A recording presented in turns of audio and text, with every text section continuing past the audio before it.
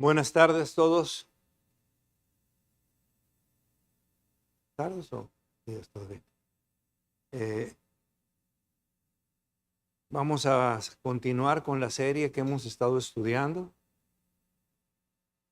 Por parte mía me corresponde presentarles la que hemos denominado para registro 24 de agosto del 2025, perdón total.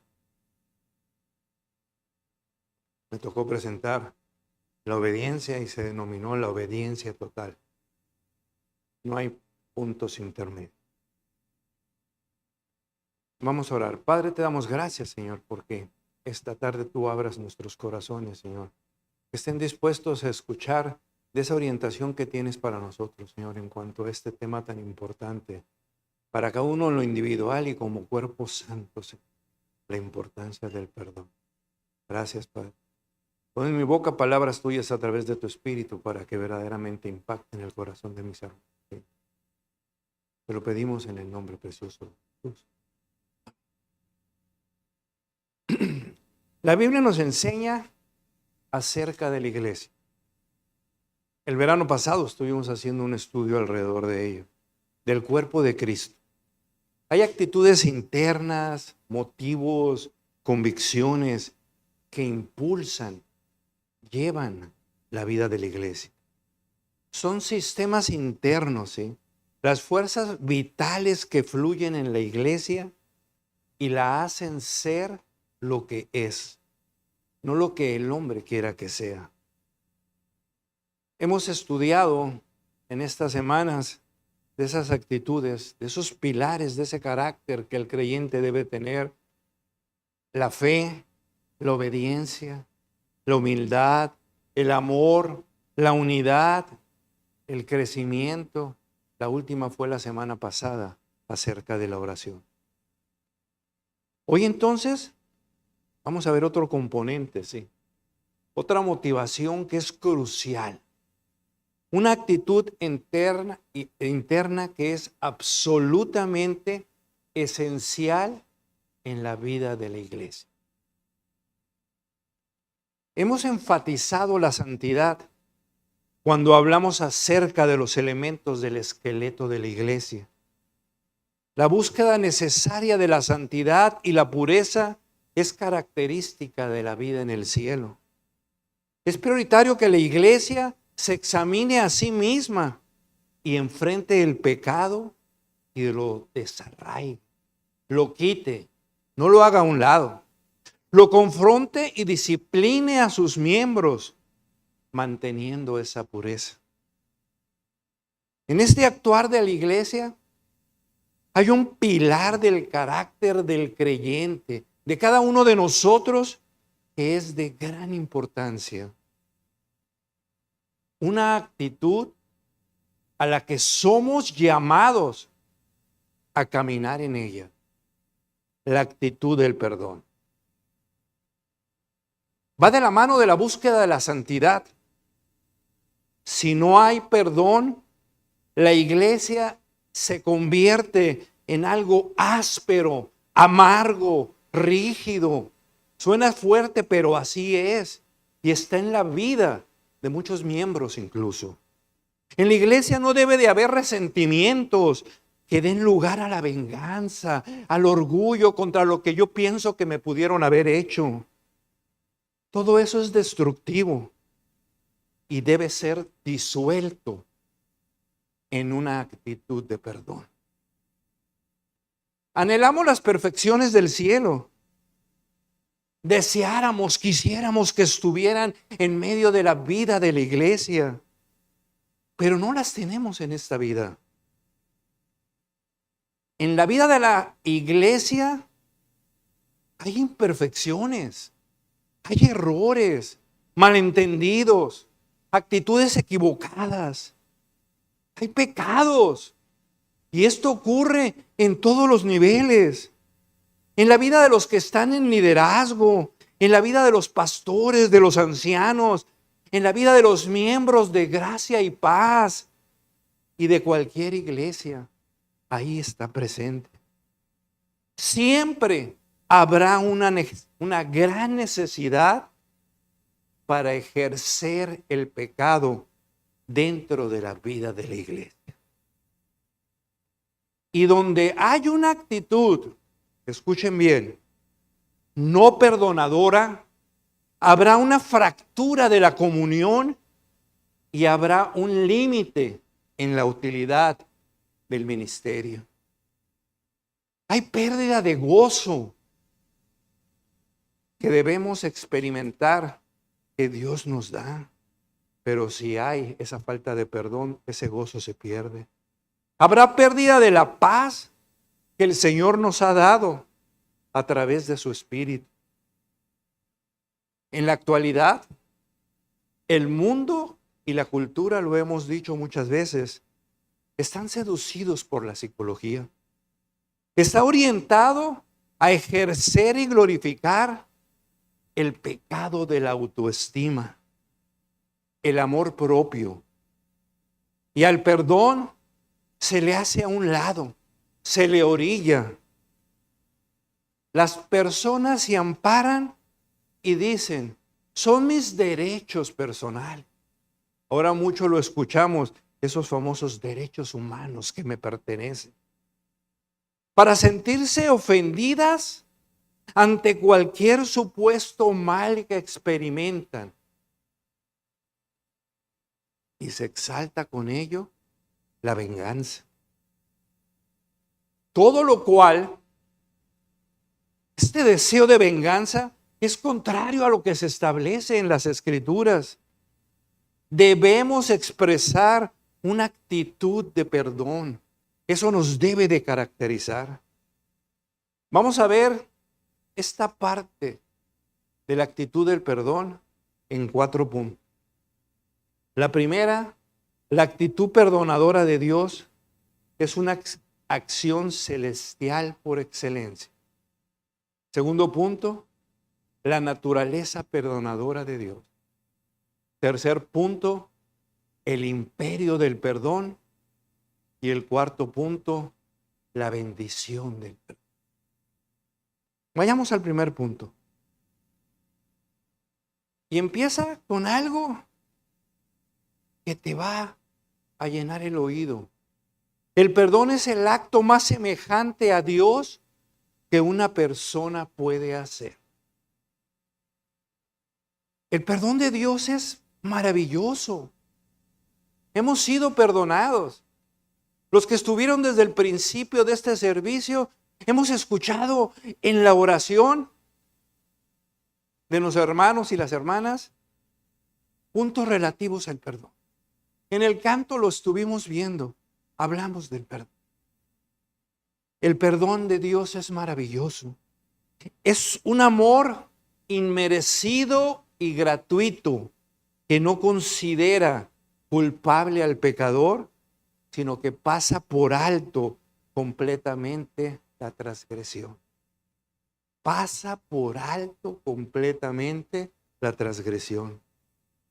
Entonces, podemos decir y reafirmar que el perdón es el acto más parecido a Dios que una persona puede estar haciendo, ejerciendo. Nada es más parecido a Dios que cuando tú perdonas. Y nunca nos pareceremos tanto a Dios cuando tú y yo perdonamos. Así entonces, la oración de nuestros corazones es ser como Cristo, ser como hijos de Dios, hijos amados, quienes manifestamos su virtud. Entonces nosotros de manera necesaria debemos caracterizarnos por el perdón. En el contexto en el que tú te desenvuelvas, debes ser caracterizado por esa actitud de perdón. El perdón es una promesa, es un compromiso. El perdón es una afirmación de un amor inmerecido. Creemos y vivimos un mundo que nos dice que merecemos todo, que nos lo hemos ganado, que tenemos derecho a ello. No, el perdón es una afirmación de un amor inmerecido. Dice, no me importa lo que tú me has hecho. No hay enojo No hay odio, no hay deseo de venganza. Pasa por alto la transgresión de manera total. Aquí no hay situaciones intermedias. No siento, este punto es importante. No siento compasión personal por mí mismo porque me han ofendido. Hay tantas situaciones que se viven al interior de un cuerpo de Cristo donde las personas se sienten que han sido ofendidas. Más bien, es la determinación de pasar por alto la transgresión de manera completa. Extender mi amor, ¿sí?, de una manera total. La respuesta contra la agresión es la extensión del amor de una manera total. Ese es el perdón y eso es semejante a Dios. Ese es su distintivo. Es su carácter santificador de Dios y nos lo comparte para que nosotros tengamos una actitud en la vida que tenemos entre hermanos, en la vida que tenemos como testimonio en el contexto que nos desenvolvemos. Entonces, entramos al segundo punto. Dios perdona por naturaleza. Esa es la naturaleza de Él, ¿sí? Está en su esencia. En las Escrituras vamos a encontrar multitud de evidencias de que Dios es perdonador. Lo decía esta tarde, esta mañana, hemos escuchado en la oración, en el canto, ¿sí? Vemos en Éxodo 34, los versículos 6 y 7, estos yo se los leo. El Señor se presenta a sí mismo y dice, y pasando Jehová por delante de él, proclamó Jehová, Jehová, fuerte y misericordioso, piadoso, tardo para la ira y grande en misericordia, y verdad que guarda misericordia a millares, que perdona, y aquí está, la iniquidad, la rebelión y el pecado. Ahí la Escritura nos está empezando a presentar esa naturaleza de Dios como perdonador. Él por naturaleza es un Dios perdonador. Los salmos los escuchamos, los leemos, ¿sí?, atestiguan esa verdad de la naturaleza perdonadora de Dios. Hay muchos. Aquí vamos a señalar unos cuantos. Vayan al Salmo 32.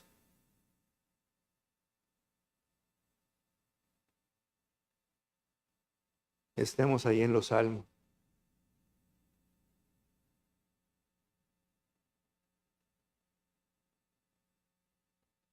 Salmo 32, versículos 1 y 2. Bienaventurado aquel cuya transgresión ha sido perdonada y cubierto su pecado. Bienaventurado el hombre a quien Jehová no culpa de iniquidad y en cuyo espíritu no hay engaño. Ahí mismo en el Salmo 85, 2 y 3.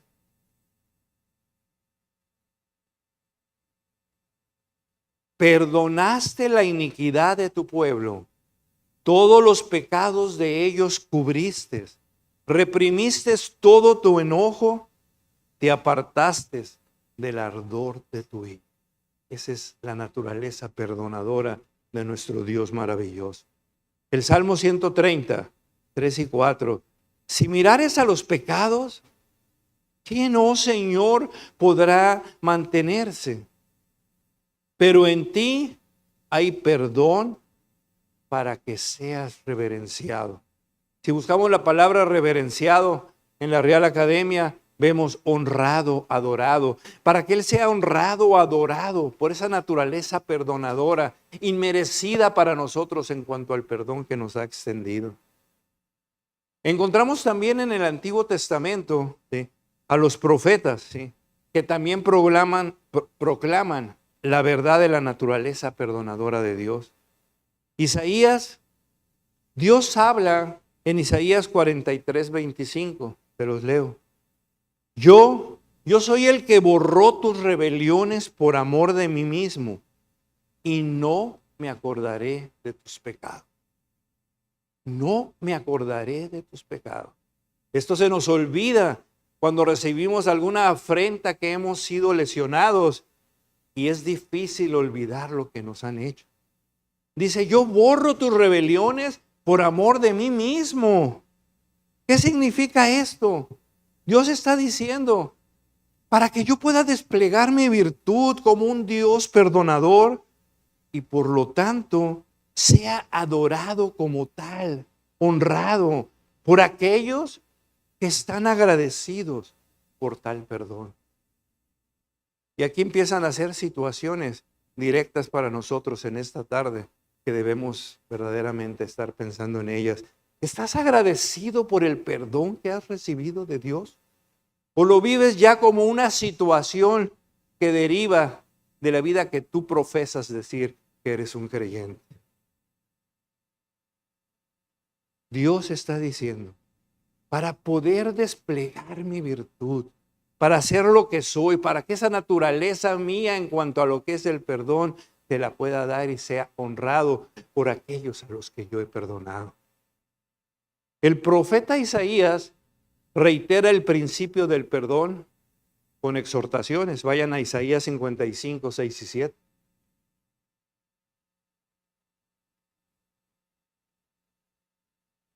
Isaías 55, versículos 6 y 7, Antiguo Testamento. Dice, buscad a Jehová mientras puede ser hallado. Llamadle en tanto que está cercano. Es una exhortación. Deje el impío su camino y el hombre inicuo sus pensamientos y vuélvase a Jehová, el cual tendrá de él misericordia, y al Dios nuestro, el cual será amplio en perdonar. Ahí está la naturaleza perdonadora de nuestro Señor. En Jeremías encontramos también esa naturaleza de Dios perdonador. Jeremías 33, 8. Aquí hay una declaración 3 veces de la importancia de los pecados y la proclamación del perdón de Dios. Jeremías 33, 8. Los limpiaré de toda su maldad, con que pecaron contra mí. Empecemos a subrayar esta parte. Cuando se nos ofende y creemos que esa ofensa es grande contra nosotros, vamos a ver en el desarrollo de esta plática cómo nosotros recibimos la ofensa menor y el que recibe la ofensa mayor es Él, ¿sí? Los limpiaré de toda su maldad que pecaron contra mí y perdonaré todos sus pecados que contra mí pecaron y con que contra mí se rebelaron. Esta es la naturaleza del pecado, lo que implica. ¿Y quiénes somos nosotros? Los menores contra el mayor que ha recibido la ofensa. En el Nuevo Testamento, definitivamente, la naturaleza perdonadora de Dios la encontramos en una parábola que muchos de ustedes, que conocemos muchos de nosotros. La parábola del hijo pródigo. Debería de llamarse, y vamos a ver por qué, la parábola del Padre perdonador. ¿Sí? Vayan a Lucas, capítulo 15, de los versículos 11 al 32. Vamos a leerla. Lucas 15, 11, 32.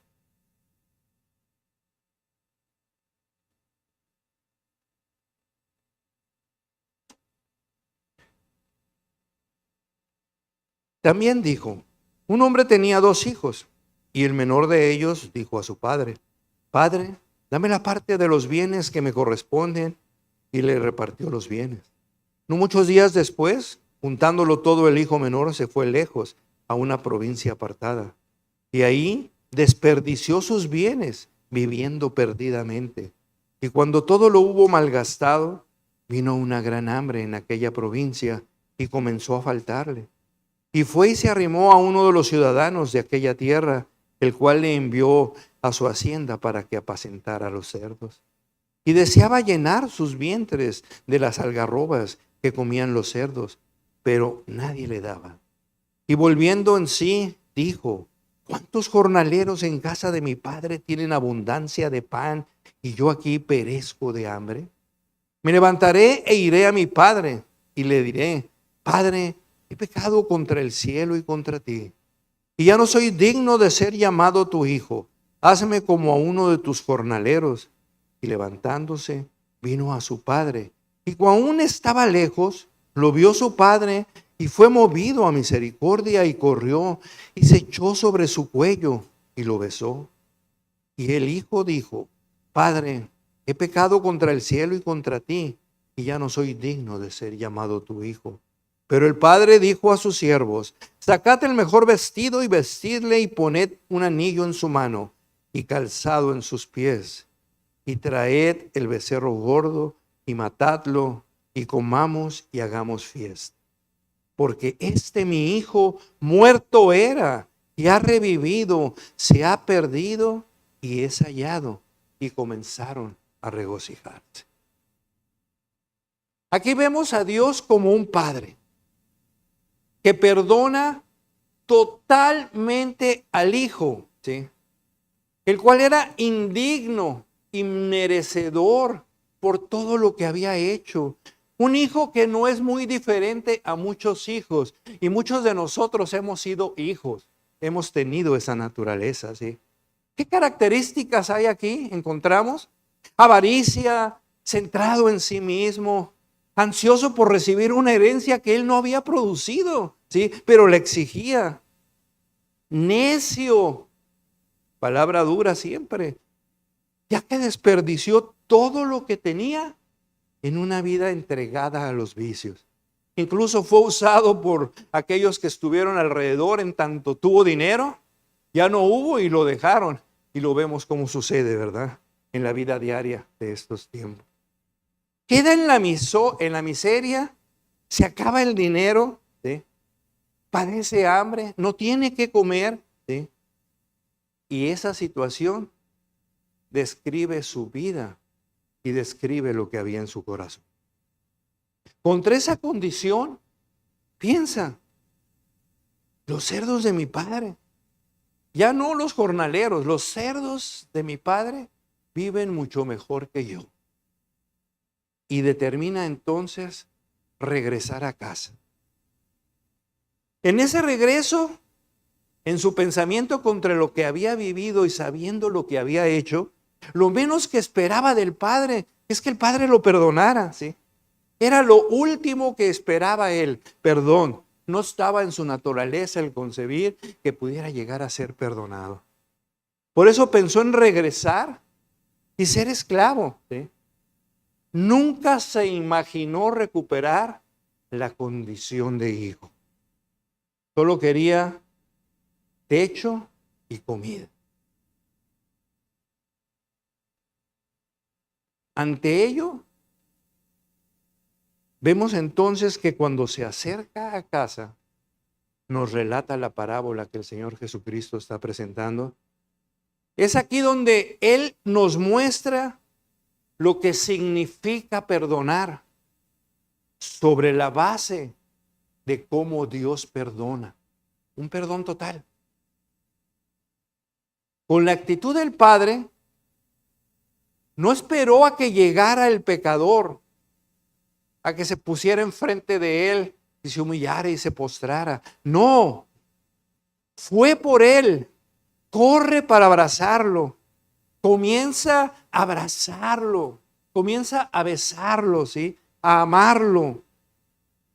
Y cuando el hijo apenas está abriendo la boca para decir lo que él había pensado, le iba a declarar a su padre que ya no quería el reconocimiento de hijo, sino que cuando menos fuera aceptado como esclavo, como jornalero.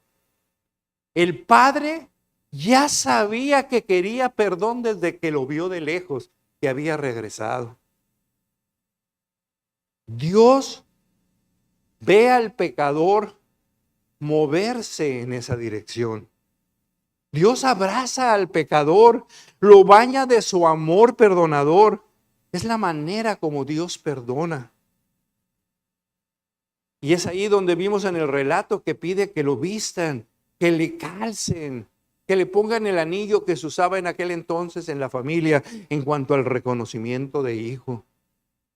Hace una gran fiesta, invita a los amigos. En su momento vemos aquí entonces la naturaleza abundante y generosa del perdón.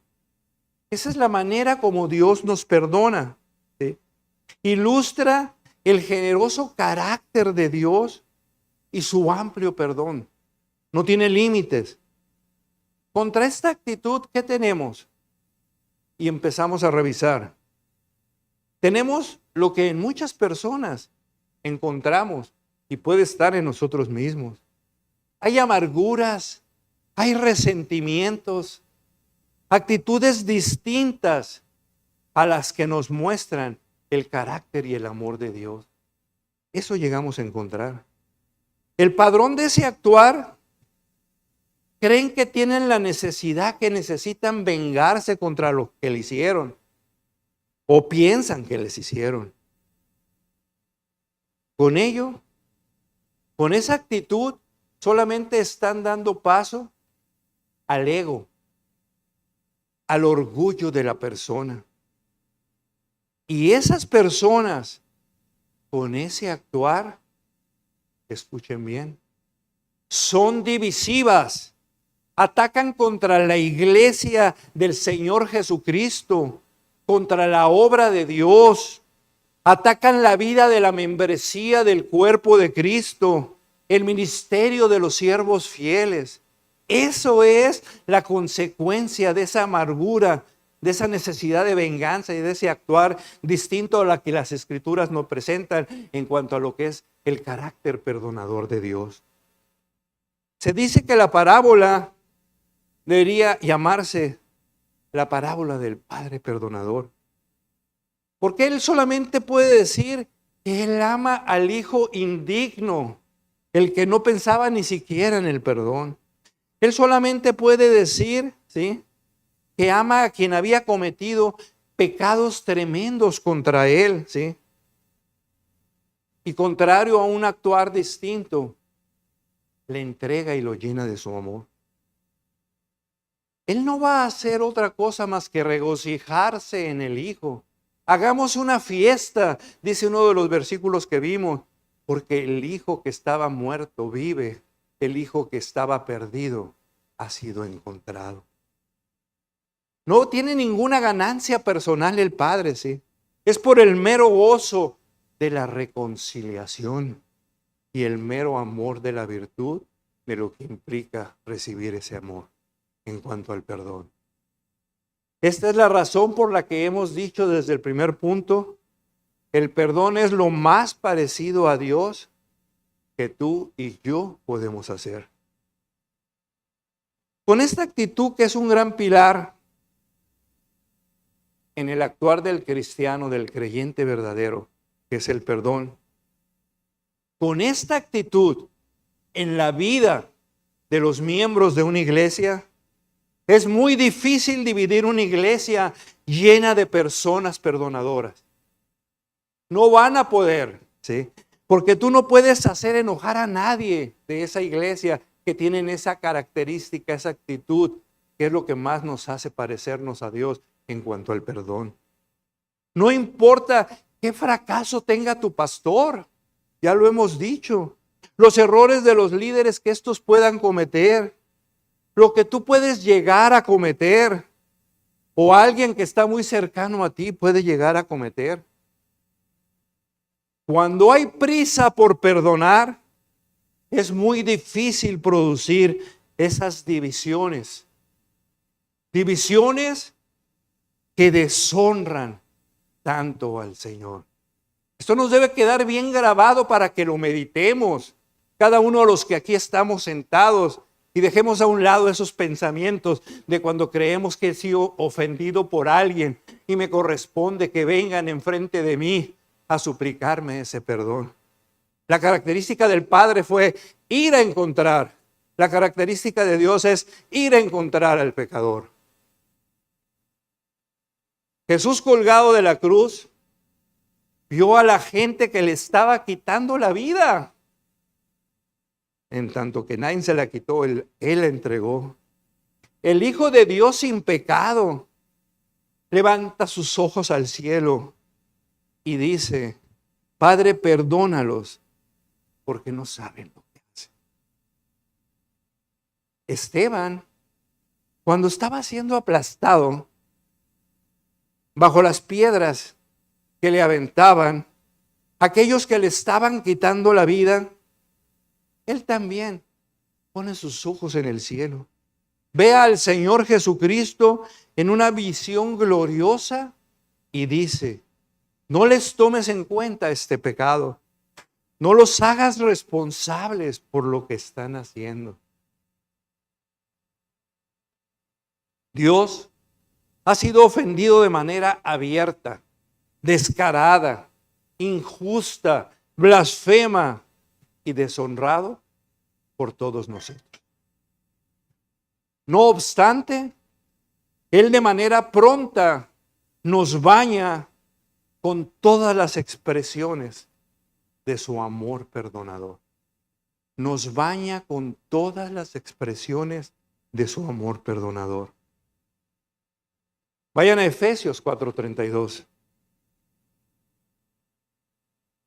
Es un argumento de Pablo, ¿sí?, en cuanto al perdón. Efesios 4:32.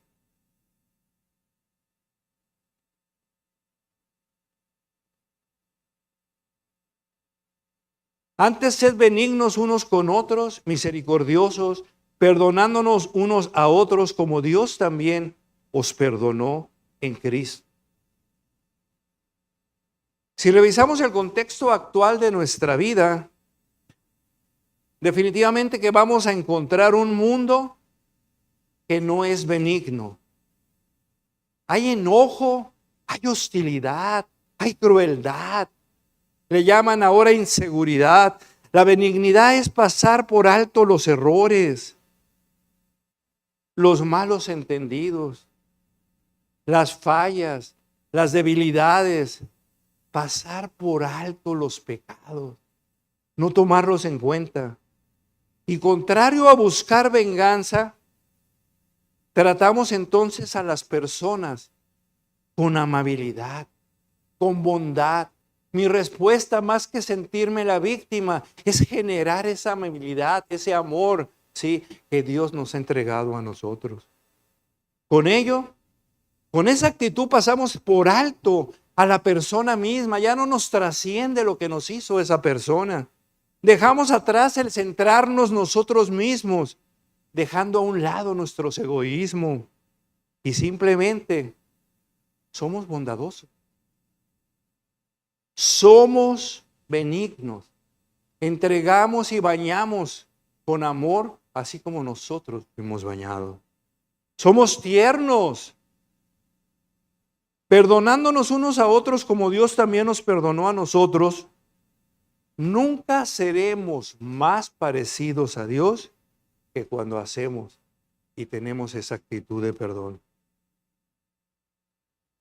Cuando expresas bondad, cuando eres tierno de corazón y perdonas, no vas a ser identificado con actitudes que el mundo puede identificar que eres débil. Es la mayor fortaleza que tú puedes generar como presencia de lo que realmente eres, un hijo de Dios. No es un perdón superficial, es un perdón profundo el que Dios nos da. Es un perdón generoso, es un perdón total. De ahí el nombre del sermón, perdón total. Pablo destaca otra importante verdad acerca del perdón cristiano. Vayan a Colosenses 3:13, por favor.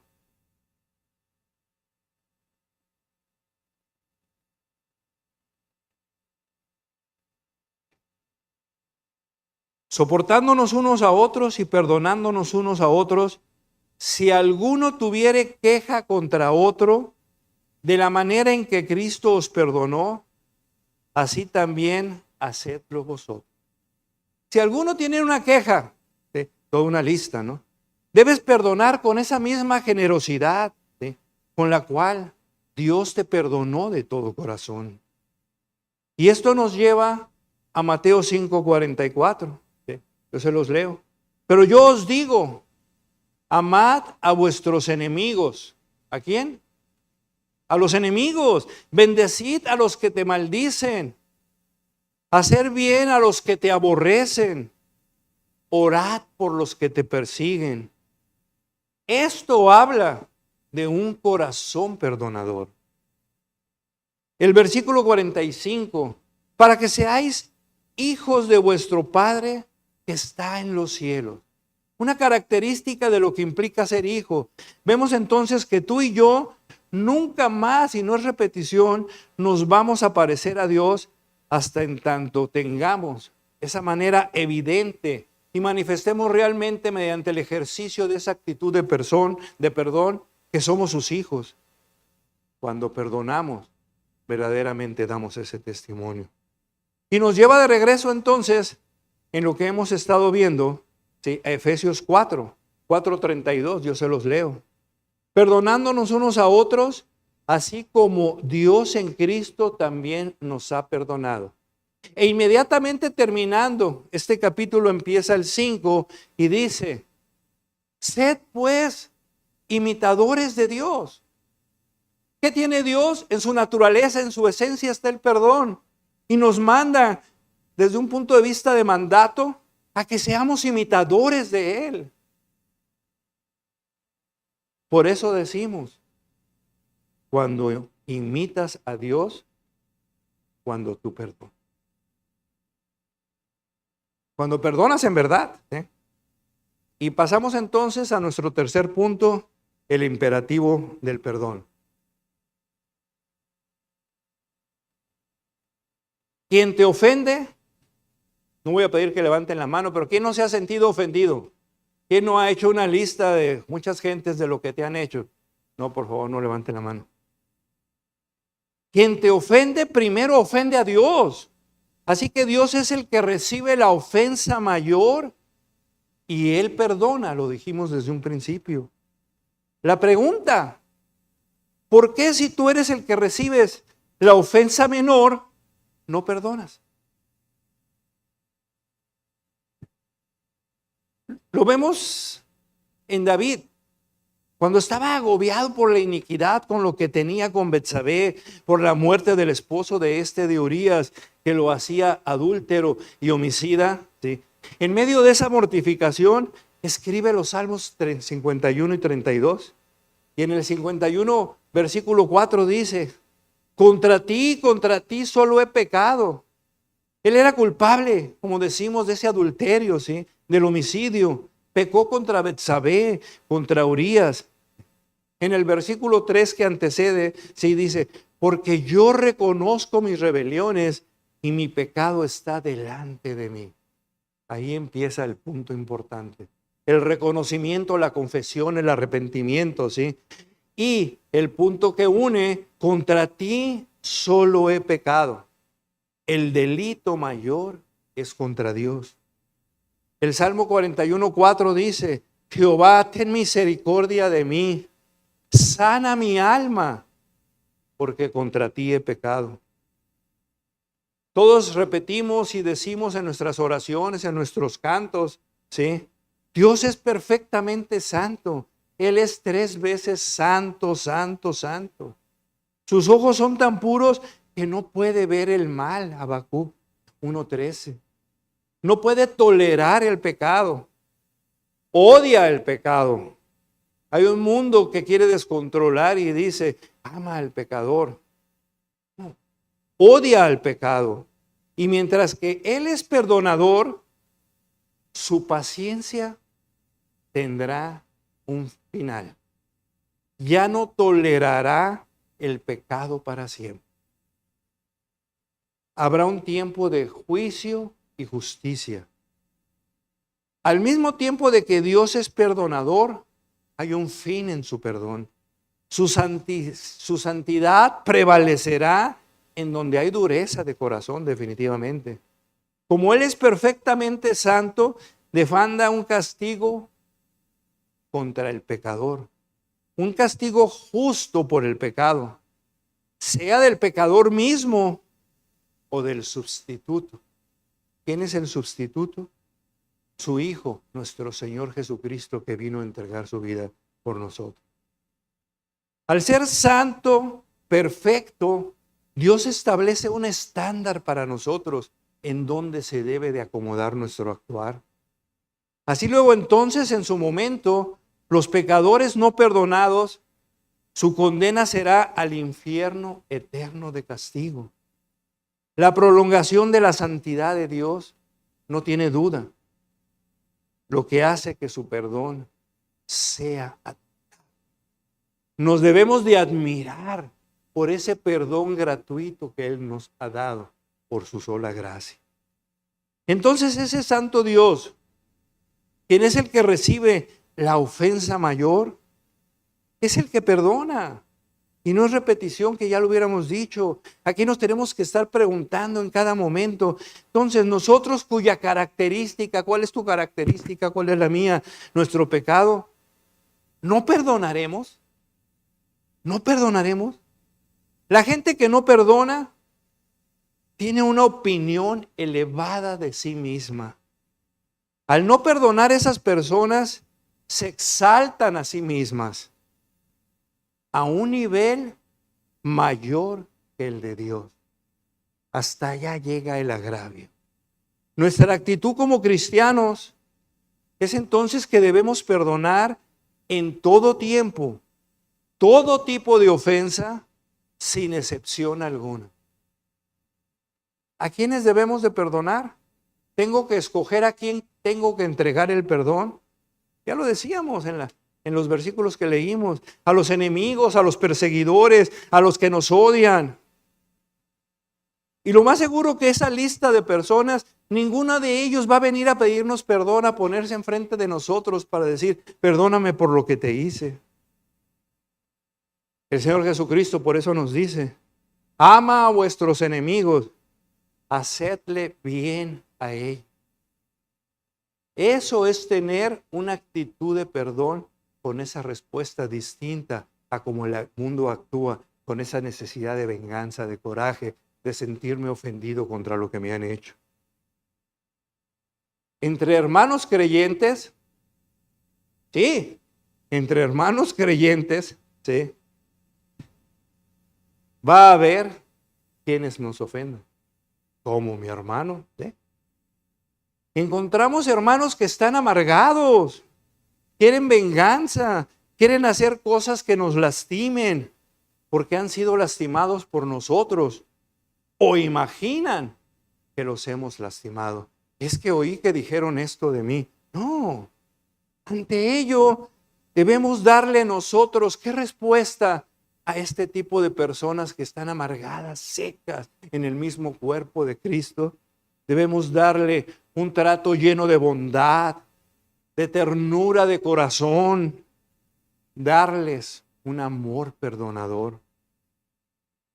Debemos dejar en claro que nunca puede haber restauración de una relación hasta que se arrepientan realmente.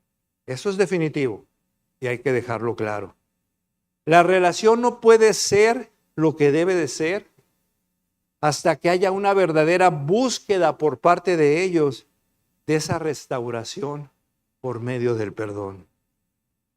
No podemos esperar esto en todas las situaciones.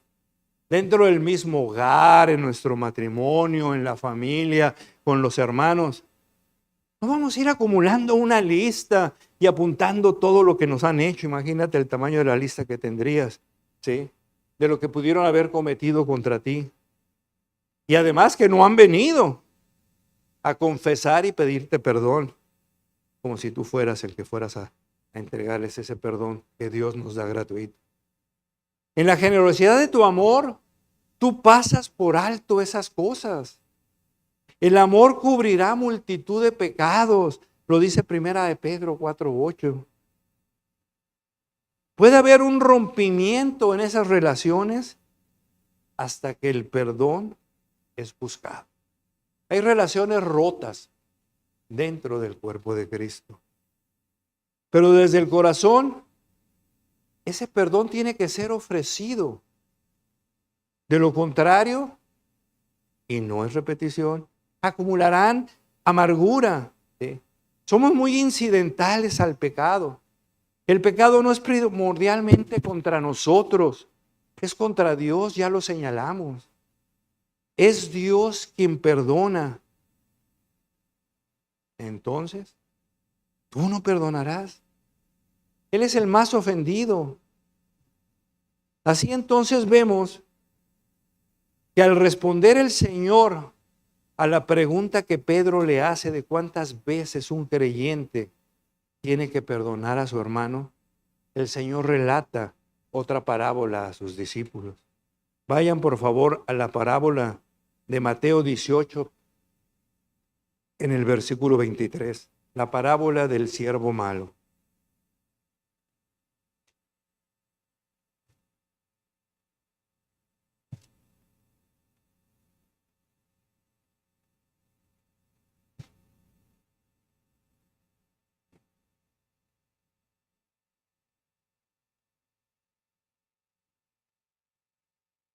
Los dos deudores. Por lo cual el reino de los cielos es semejante a un rey que quiso hacer cuentas con sus siervos. Y comenzando a hacer cuentas, le fue presentado uno que le debía 10,000 talentos. A este, como no pudo pagar, ordenó su señor venderle y a su mujer e hijos y todo lo que tenía para que se le pagase la deuda. Entonces aquel siervo postrado le suplicaba diciendo: Señor, ten paciencia conmigo, yo te lo pagaré todo. El señor de aquel siervo, movido a misericordia, le soltó y le perdonó la deuda. Pero saliendo aquel siervo, halló a uno de sus consiervos que le debía 100 denarios. Y haciendo de él le ahogaba, diciendo: págame lo que me debes. Entonces su consiervo, postrándose a sus pies, le rogaba diciendo: ten paciencia conmigo y yo te lo pagaré todo. Mas él no quiso, sino fue y lo echó en la cárcel hasta que le pagase la deuda. Viendo sus consiervos lo que pasaba, se entristecieron mucho y fueron y refirieron a su señor todo lo que había pasado. Entonces, llamándole a su señor, le dijo: siervo malvado, toda aquella deuda te perdoné porque me rogaste. ¿No debías tú también tener misericordia de tu consiervo como yo tuve misericordia de ti? Entonces su señor, enojado, le entregó a los verdugos hasta que pagase todo lo que le debía.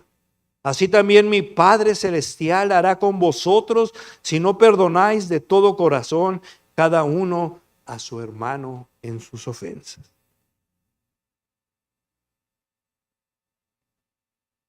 Tenemos aquí la historia de un hombre que tiene una gran deuda, impagable, ¿sí?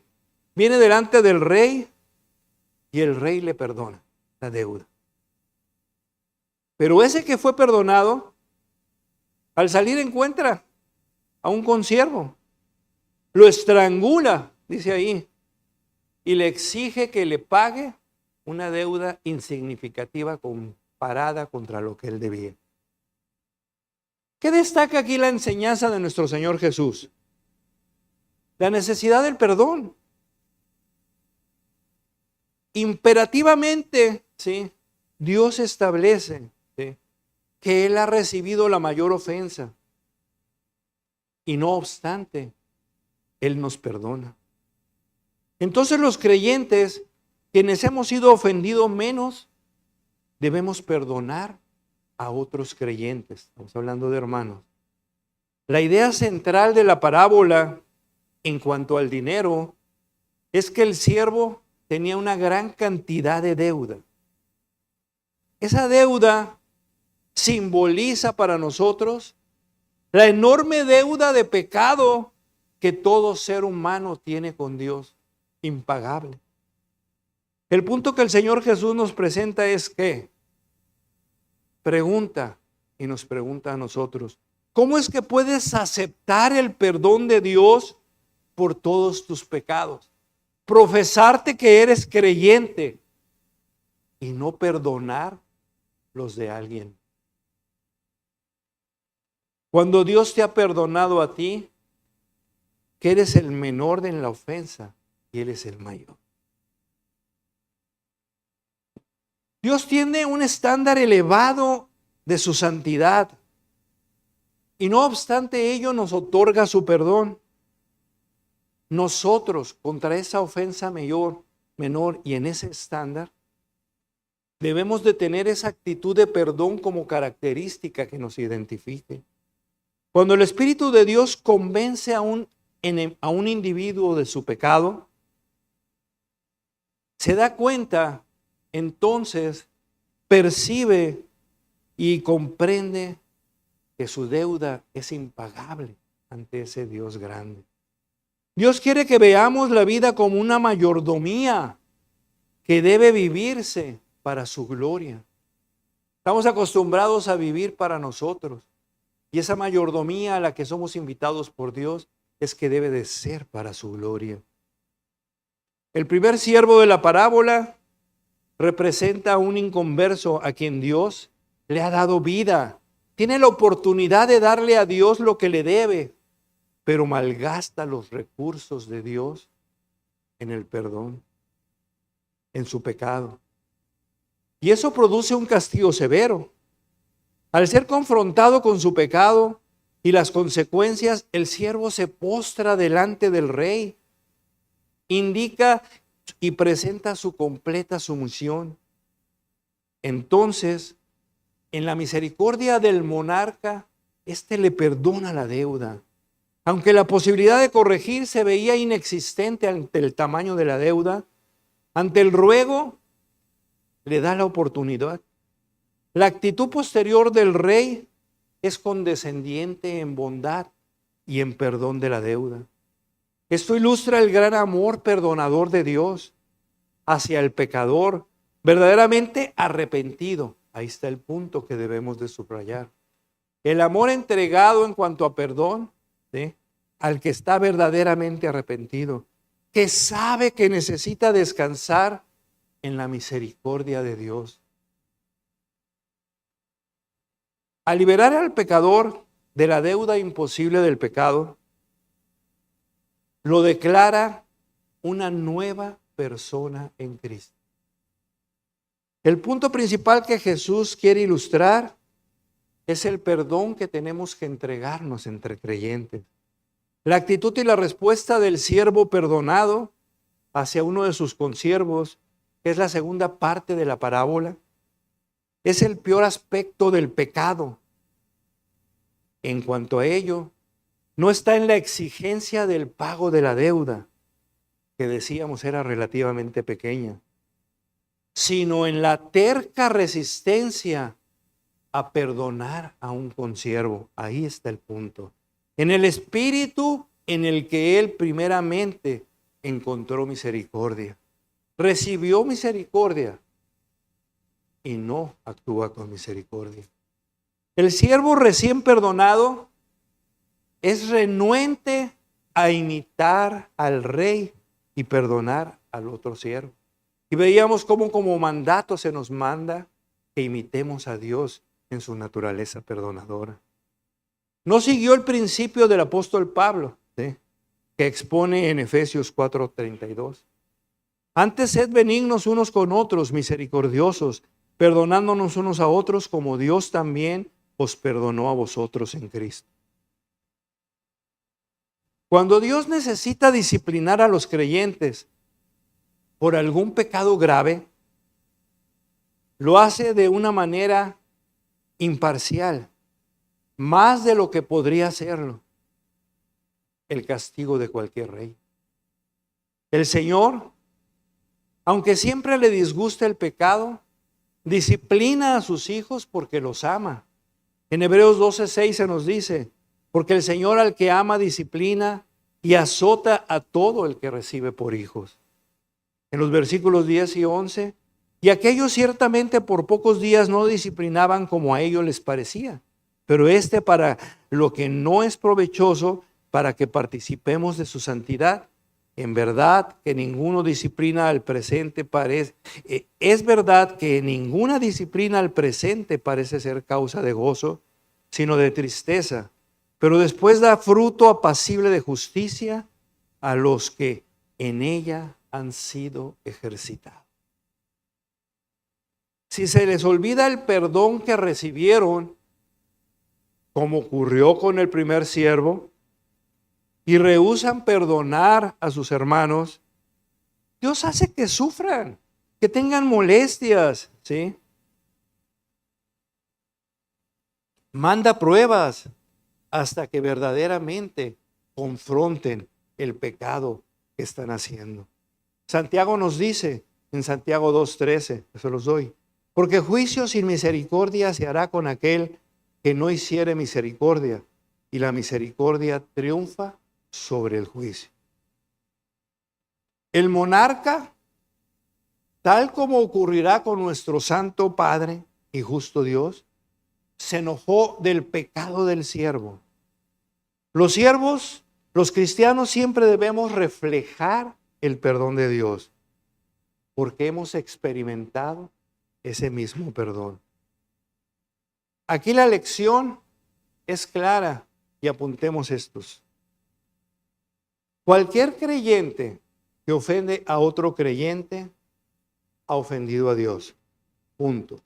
Mucho más, y Dios lo ha perdonado. El creyente ofendido, por lo tanto, debe estar siempre dispuesto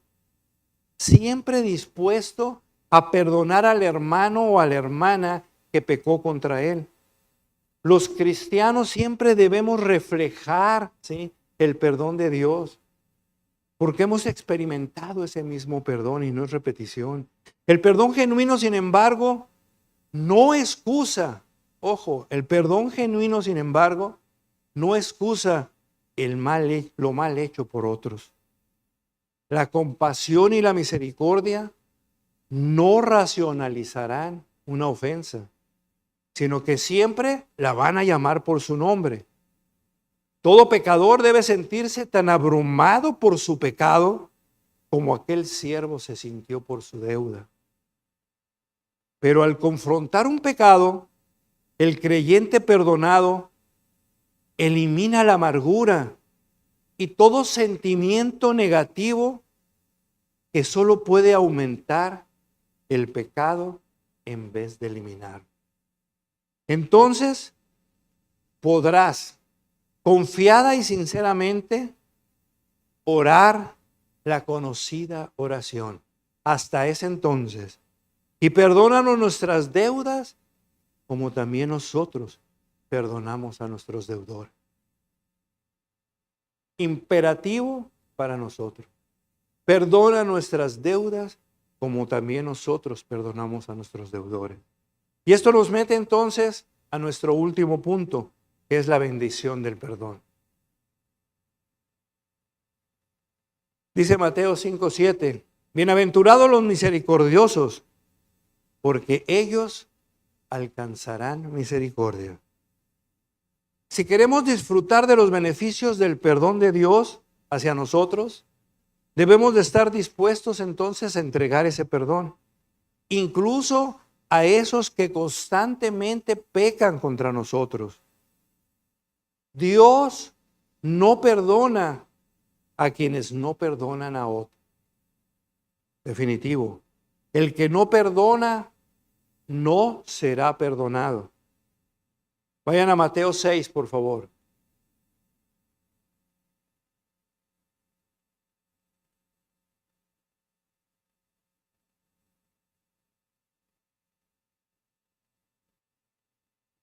Versículo 12.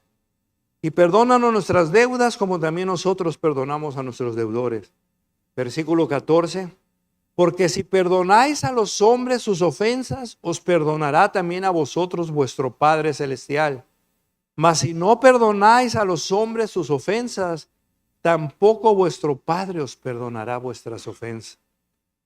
Dios te va a perdonar si tú perdonas a otros. Eso no significa que una actitud no perdonadora anula la salvación de un creyente. No confundamos eso.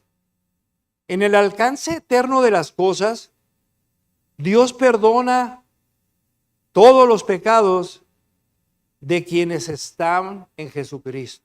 Es por Él y en Él que somos perdonados. Pero una actitud que rehúsa perdonar a otro creyente roba a un cristiano su gozo, lo decíamos, la paz que el Señor nos entregó, la comunión, la eficacia en la iglesia. Ese es el principio de Juan 13, versículos 9 y 10. Vayan a Juan, por favor. Juan 13, versículos 9 y 10.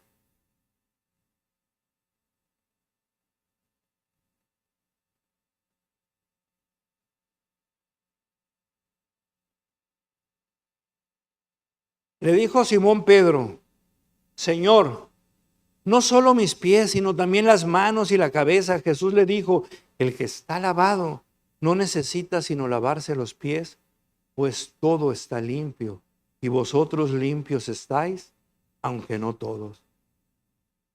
La cuestión no es estar limpio o salvo, sino se trata de remover el pecado diario para que podamos tener una comunión adecuada.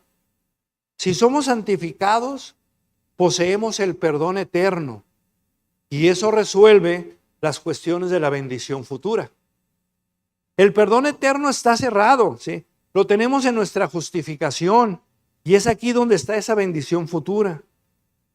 El perdón temporal es el que necesitamos en nuestra santificación. Aquí está la bendición presente. El perdón temporal dado y recibido es una parte necesaria del proceso de nuestra santificación y determina si hemos de disfrutar o no de la bendición presente. Luego entonces, el planteamiento ¿cuál es? Si tú no perdonas a otros de una manera diaria, constante y completa, entonces Dios no está perdonándote a ti en un sentido temporal. Como resultado, renunciaremos a nuestras bendiciones presentes y sufriremos la disciplina divina. ¿Qué sucede con ello? Pierdes la bendición y vas a estar bajo disciplina. Como lo vimos en la parábola de Mateo 18, cuando el hombre que no perdona, ¿sí?, siendo que él fue perdonado, le habían quitado la deuda, que era impagable.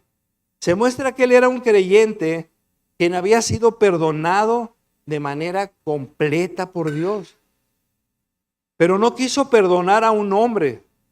Recibió por medio del rey disciplina. ¿Y qué dicen los versículos que leímos?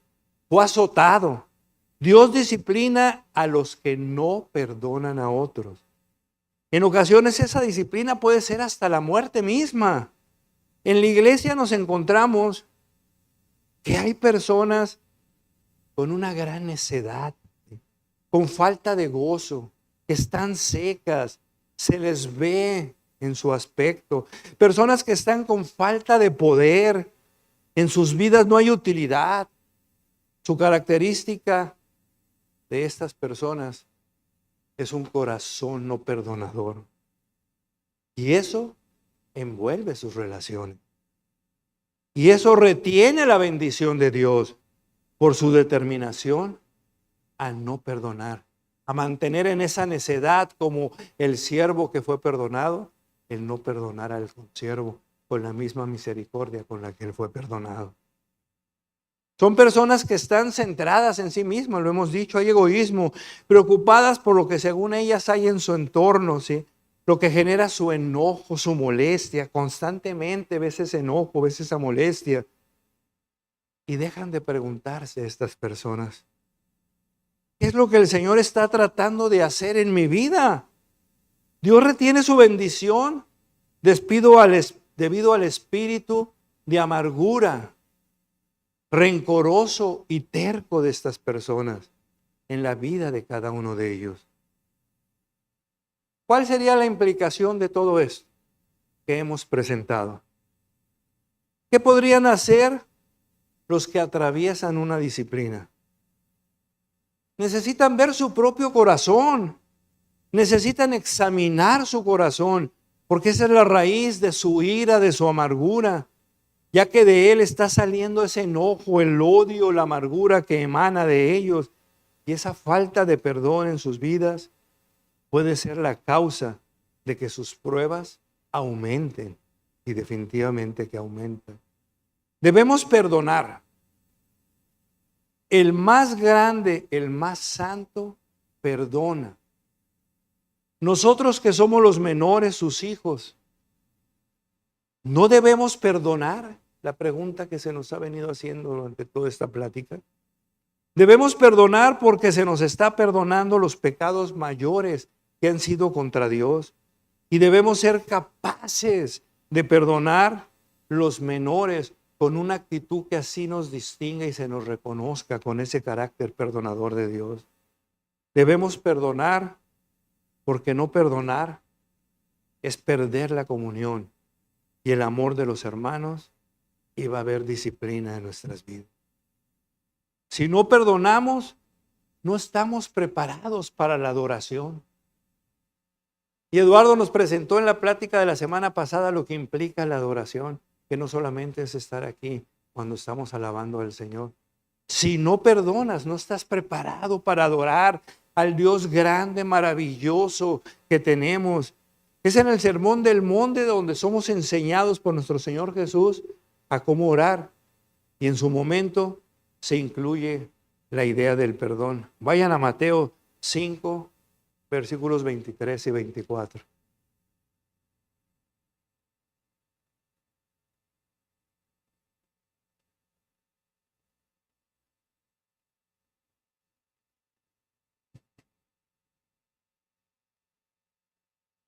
Mateo 5, versículos 23 y 24. Por tanto, si traes tu ofrenda al altar y ahí te acuerdas de que tu hermano tiene algo contra ti, deja ahí tu ofrenda delante del altar y anda y reconcíliate primero con tu hermano, y entonces ven y presenta tu ofrenda. Aquí la instrucción es clara. Si tienes un rencor hacia alguien con quien no te has arreglado, determina en tu hacer el resolverlo inmediatamente, nos dice el Señor. La reconciliación necesita preceder a la adoración. Un rencor escondido necesita ser resuelto y debe haber reconciliación antes de poder rendir verdadera adoración a Dios. En donde hay amargura, enojo, odio, rencor y por consiguiente falta de perdón, Dios no va a recibir tu adoración. Así es la centralidad del perdón. Nunca eres más parecido a Dios que cuando tú perdonas. Debemos de hacer todo lo posible por resolver cualquier enojo, amargura y resentimiento que alberguemos hacia algún hermano o hermana en Cristo, o que alguno tenga contra nosotros. El padre de la parábola vio al hijo de lejos y corrió y fue a buscar. Hemos visto ya entonces, con lo que hemos presentado, la manera tan bella que Dios nos ha perdonado. Medita y examina tu vida para ver si estás reflejando correctamente la manera que Dios nos perdonó, en la forma que nosotros perdonamos. Dios no nos perdonó para obligarnos a sentir la vergüenza y la pena del pecado. En 2 Pedro capítulo 1, Dios dice que es pecaminoso que tú estés pensando en tus pecados pasados, porque Dios quiere que vivas libre de esa culpabilidad. Dios quiere que vivas libre, sabiendo que no hay ninguna condenación para los que están en Cristo Jesús. Y que todos nuestros pecados han sido borrados, que todos nuestros pecados fueron clavados en aquella cruz. Y ahora, después del sacrificio de Cristo en la cruz, Él nos ha santificado por completo con una sola ofrenda. Hizo perfectos a los santificados. Ahora tenemos libertad para entrar en un lugar santísimo por medio de la sangre de Jesús. Es mi deseo y anhelo que esta iglesia de gracia y paz seamos reconocidos, que seamos hermanos y hermanas, prontos para perdonar y amar como Dios nos ha perdonado. Mostremos al mundo lo que Dios regala, su perdón gratuito que hemos recibido, sin que el hombre tenga que ganarlo ni merecerlo, porque Él es un Dios lleno de gracia y Él se deleita en mostrar su gracia al mundo y en todo lo que tú hiciste anteriormente, que fue borrado y olvidado, ha sido perdonado. La exhortación ya esta tarde es para que cada uno de nosotros verdaderamente nos examinemos al tenor de lo que hemos escuchado, pero no dicho por mí, sino lo que la palabra tiene en relación con el perdón. Tanto en el Antiguo, en el Nuevo Testamento encontramos esa naturaleza perdonadora de Dios. El perdón de Dios es maravilloso. Y estuvimos diciendo repetidamente en esta plática, nunca seremos más parecidos a Dios que cuando perdonamos. Revisa, no esa lista larga que espero que ya no tengamos muchos de nosotros, de las ofensas supuestas que han tenido contra ti. Revisa tu corazón. Vamos a orar. Padre, te damos gracias ante esto que tú nos has presentado, que tú nos has recordado y que está en tu palabra, Señor. Gracias por ese perdón, Señor. Gracias porque vamos a esa cruz en donde ese perdón fue gratuitamente entregado para nosotros. Venimos ahora a adorarte y no queremos hacerlo de una manera indigna. No queremos traer una ofrenda de alabanza y adoración delante de ti. Si hay amargura, venganza o enojo en nuestros corazones, queremos asegurarnos de que verdaderamente, Señor, hemos sido limpiados, Señor. Oramos por aquellos que están llevando amargura, actitud que te desagrada.